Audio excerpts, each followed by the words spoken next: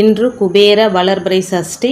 காலையிலே எழுந்து சுத்தபத்தமாக குளிச்சுட்டு கருணை கடலே கந்தா போற்றி போற்றி அப்படின்ற மந்திரத்தை 27 முறை வெறும் வயிற்றில் சொல்லிவிட்டு இந்த நாளை தொடங்கணும்.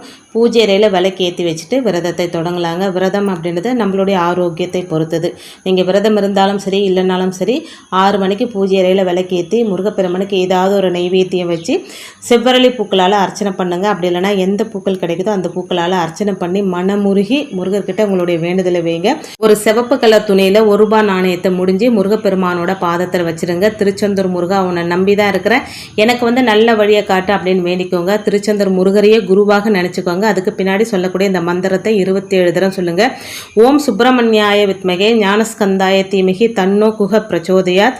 ஓம் சத்ரு சம்ஹார சுப்பிரமணியாய சுவாமியே நமோ நமக அப்படின்ற மந்திரத்தை சொல்லி தீபதூப ஆராதனை காமிச்சு பூஜை நிறைவு செஞ்சுக்கோங்க. கண்டிப்பாக முருகர் நம்மளுடைய வேண்டுதலை நிறைவேற்றி வைப்பாருங்க.